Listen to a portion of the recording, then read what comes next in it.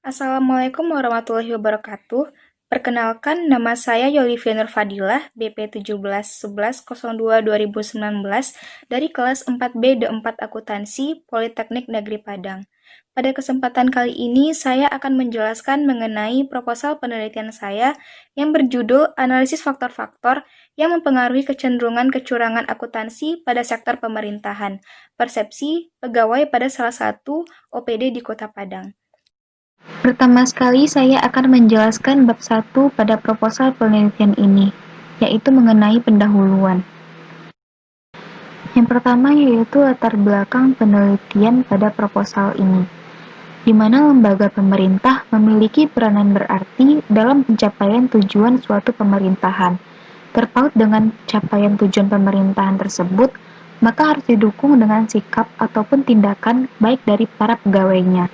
Tetapi, pada realitasnya, banyak permasalahan kecurangan yang terjalin di golongan lembaga pemerintahan, baik pusat ataupun daerah. Menurut Sinta Devi tahun 2015, kecurangan atau yang sering dikenal dengan istilah fraud merupakan suatu bentuk tindakan yang dilakukan secara sengaja oleh pihak individu maupun kelompok yang menimbulkan kerugian bagi pihak yang terkait dan memberikan keuntungan bagi pelaku tindak kecurangan. Terdapat dua jenis tindak kecurangan, yakni kecurangan secara eksternal dan internal. Kecurangan eksternal adalah kecurangan yang dilakukan oleh pihak luar terhadap suatu perusahaan atau entitas, seperti kecurangan yang dilakukan pelanggan terhadap usaha, wajib pajak terhadap pemerintah, sedangkan kecurangan internal adalah tindakan tidak legal yang dilakukan oleh karyawan, manajer, dan eksekutif terhadap perusahaan tempat mereka bekerja. Kecurangan yang paling sering terjadi di sektor pemerintahan adalah korupsi. Tindakan yang lazim dilakukan diantaranya adalah memanipulasi pencatatan, penghilangan dokumen, dan markup merugikan perekonomian negara. Menurut studi Transparansi Internasional tahun 2019, sebagai laporan hasil riset mengenai persepsi korupsi di suatu negara dengan parameter penilaian 0, artinya dipersepsikan sangat korup, sebaliknya 100 sangat bersih. Indonesia menduduki peringkat 85 dari 180 dengan skor 40, meningkat 2 poin dari tahun sebelumnya dengan skor 38. Jika dibandingkan dengan negara anggota ASEAN lainnya, Indonesia berada di posisi 4, menurut Sustain 13 Februari tahun 2020. Dalam melakukan kecurangan, setiap orang mempunyai motivasi yang beragam. Salah satu teori yang menjelaskan mengenai motivasi seseorang dalam melakukan kecurangan ialah teori Fraud Triangle yang dikembangkan oleh Creasy tahun 1953 dalam Tuana Kota tahun 2010 yang menjelaskan bahwa fraud disebabkan oleh 3 faktor, yaitu tekanan atau pressure, kesempatan atau opportunity, serta pembenaran atau rationalization. Penelitian ini dilakukan dengan menggali persepsi para pegawai di instansi sektor pemerintahan untuk mengetahui kecenderungan terjadinya fraud di sektor pemerintahan dan faktor-faktor yang mempengaruhinya. Faktor-faktor ini terdiri dari keefektifan sistem pengendalian internal, kultur organisasi, perilaku tidak etis, serta gaya kepemimpinan. Yang pertama yaitu tekanan atau pressure, merupakan motivasi dari individu untuk bertindak curang yang disebabkan oleh adanya tekanan keuangan maupun non-keuangan, serta dapat disebabkan pula oleh tekanan pribadi ataupun tekanan dari organisasi. Pada penelitian ini, peneliti memfokuskan suatu tekanan atau pressure dengan adanya gaya kepemimpinan. Dalam suatu lingkungan yang lebih etis, karyawan akan cenderung untuk mengikuti dan menerima peraturan perusahaan. Lingkungan etis yang dibentuk oleh gaya kepemimpinan yang baik dan pada akhirnya akan berpengaruh terhadap penurunan peluang terjadinya kecurangan oleh karyawan. Hasil penelitian Zulkarnain pada tahun 2013, Permatasari et al. Pada tahun 2017, dan Setiawan et al. Pada tahun 2019 menemukan gaya kepemimpinan dapat meminimalisir terjadinya kecurangan pada sektor pemerintahan. Yang kedua yaitu kesempatan atau opportunity, merupakan peluang yang memungkinkan fraud terjadi. Biasanya disebabkan karena internal kontrol suatu organisasi yang lemah, kurangnya pengawasan, dan penyalahgunaan wewenang. Pada penelitian ini, peneliti memfokuskan suatu kesempatan atau opportunity dengan keefektifan sistem pengendalian internal. Pengendalian internal yang baik dan efektif akan menutup peluang terjadinya kecurangan. Hasil penelitian Febriani dan Suryandari pada tahun 2019 dan Ulau et al. Pada tahun 2017 menemukan keefektifan sistem pengendalian internal dalam suatu organisasi atau instansi dapat meminimalisir terjadinya kecurangan pada sektor pemerintahan. Dan yang ketiga yaitu rasionalisasi atau rationalization, merupakan pemikiran yang menjustifikasi tindakannya sebagai suatu perilaku yang wajar, yang secara moral dapat diterima dalam suatu masyarakat yang normal. Kecurangan dalam akuntansi merupakan tindakan ilegal yang berkaitan dengan perilaku tidak etis, menurut Hernandez dan Groot pada tahun 2007. Pada penelitian ini, peneliti memproyeksikan suatu kesempatan atau opportunity dengan adanya kultur organisasi dan perilaku tidak etis. Hasil penelitian Prambudi et al. Pada tahun 2017 dan Permatasari et al. Pada tahun 2017 menemukan bahwa kultur organisasi dan perilaku tidak etis dapat meminimalisir terjadinya kecurangan pada sektor pemerintahan. Berdasarkan penelitian yang sudah dilakukan oleh peneliti sebelumnya mengenai faktor-faktor yang mempengaruhi kecurangan akuntansi, peneliti ingin menganalisis kembali dengan menggunakan variabel yang berbeda, lokasi penelitian yang berbeda, dan alat analisis yang berbeda dengan peneliti sebelumnya. Peneliti ingin menguji pengaruh variabel keefektifan sistem pengendalian internal, kultur organisasi, perilaku tidak etis, serta gaya kepemimpinan terhadap kecurangan akuntansi pada sektor pemerintahan di Kota Padang. Selanjutnya yaitu rumusan masalah pada proposal penelitian ini. Berbagai penelitian mengenai faktor-faktor yang mempengaruhi kecenderungan kecurangan akuntansi pada sektor pemerintahan yang telah dilakukan, masih terdapat penelitian yang hasilnya belum konsisten atau research gap.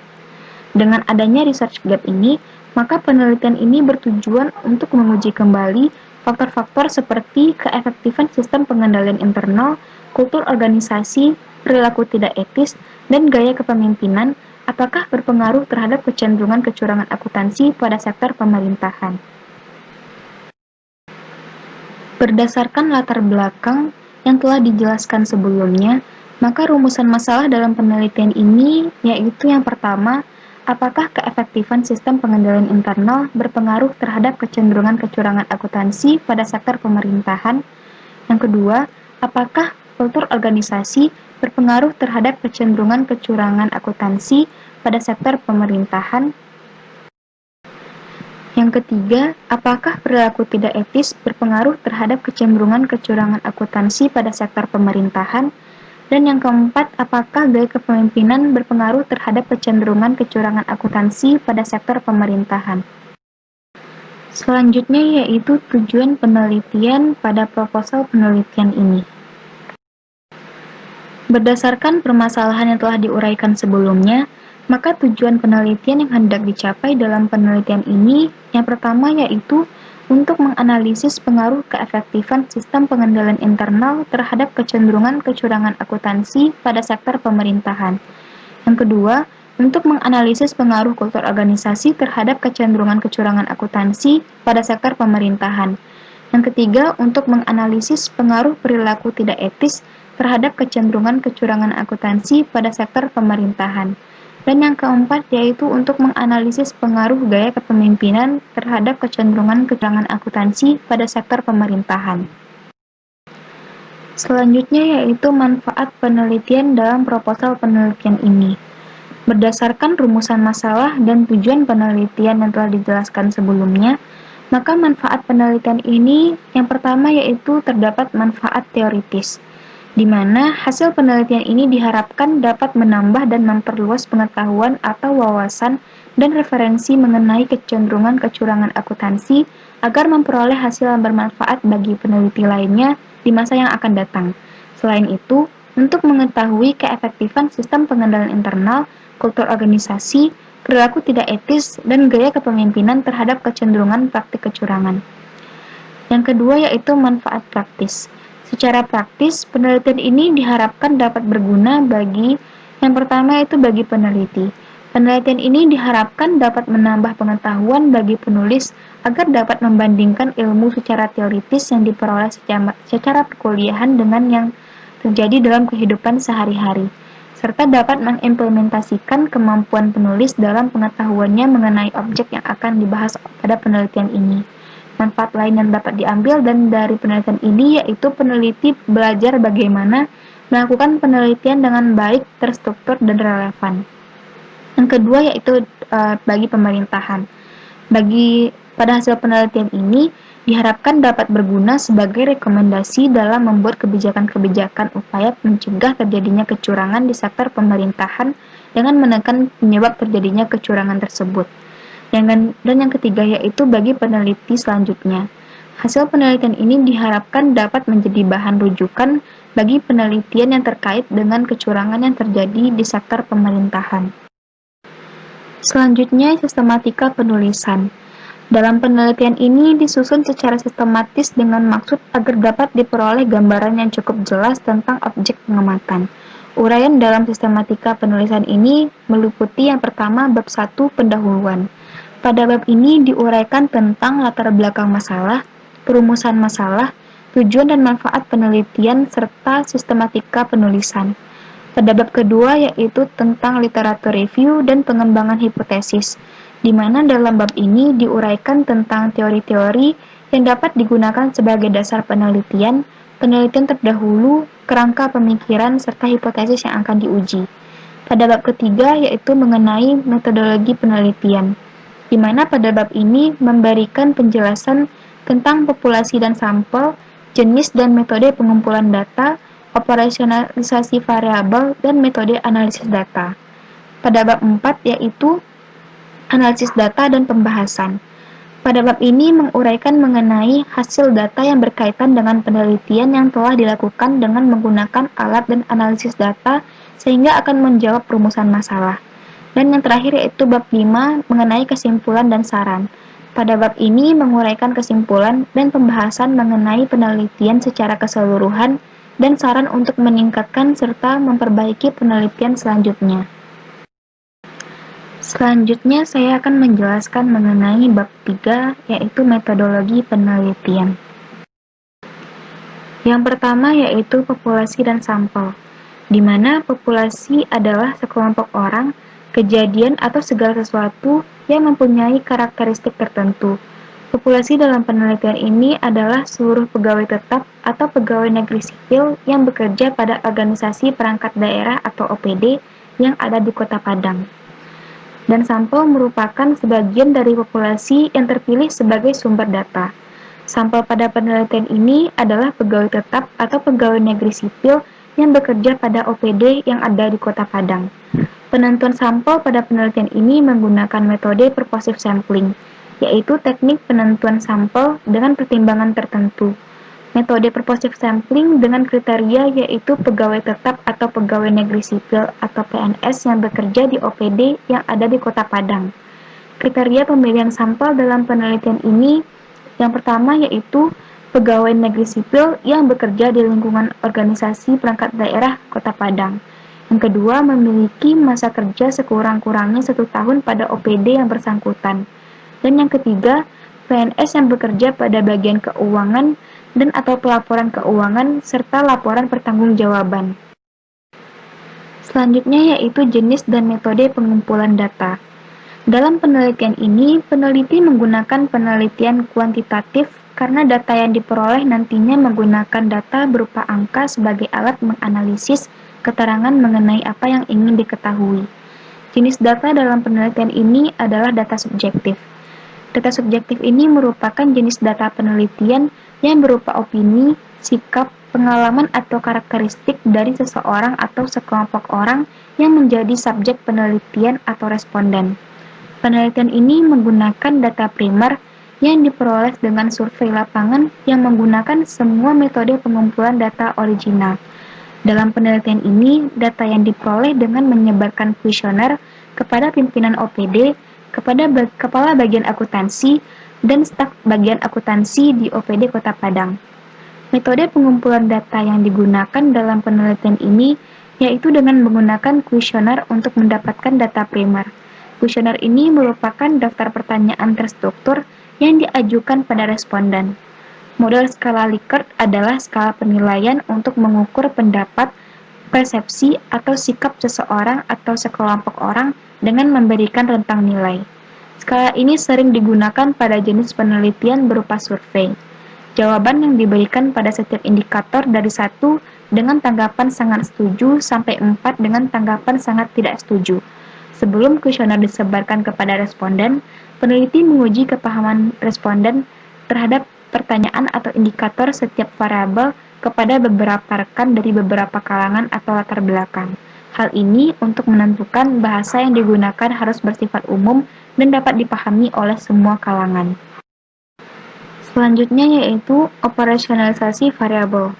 Variabel yang digunakan dalam penelitian ini terdiri atas 2 variabel.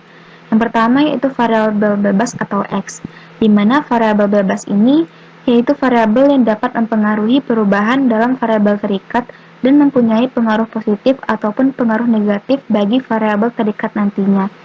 Yang menjadi variabel bebas dalam penelitian ini yaitu yang pertama keefektifan sistem pengendalian internal sebagai X1, yang kedua kultur organisasi sebagai X2, yang ketiga yaitu perilaku tidak etis sebagai X3, dan yang keempat yaitu gaya kepemimpinan sebagai X4. Dan yang kedua itu variabel terikat atau variabel Y, di mana variabel terikat yaitu variabel yang menjadi pusat utama sebuah pengamatan.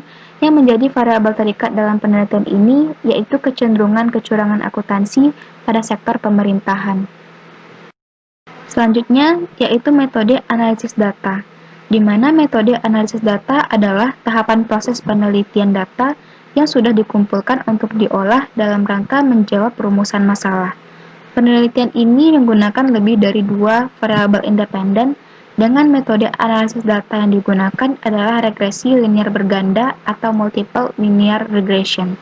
Proses analisis dalam penelitian ini dilakukan dengan tahapan sebagai berikut. Yang pertama yaitu statistik deskriptif, di mana statistik deskriptif ini mencakup penyajian data menggunakan tabel, grafik atau diagram, perhitungan modus, median, dan mean. Yang kedua yaitu uji kualitas data, di mana uji kualitas data dilakukan dengan cara mengukur tingkat validitas dan reliabilitasnya.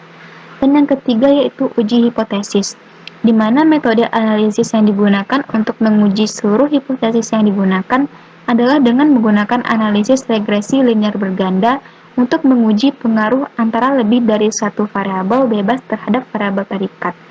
Persamaan regresi linear bergandanya yaitu pada penelitian ini Y sama dengan A ditambah B1X1 tambah B2X2 tambah B3X3 tambah B4X4 tambah epsilon, di mana Y sama dengan kecenderungan kecurangan akuntansi pada sektor pemerintahan, A sama dengan konstanta, B1, B2, B3, B4 merupakan koefisien regresi dari variabel bebas, X1 merupakan keefektifan sistem pengendalian internal, X2 kultur organisasi, X3 sama dengan perilaku tidak etis, X4 merupakan gaya kepemimpinan, dan E merupakan epsilon atau variabel-variabel bebas lain yang tidak diukur dalam penelitian yang mempunyai pengaruh terhadap variabel lain. Sekian penjelasan dari saya, lebih dan kurang saya mohon maaf. Assalamualaikum warahmatullahi wabarakatuh.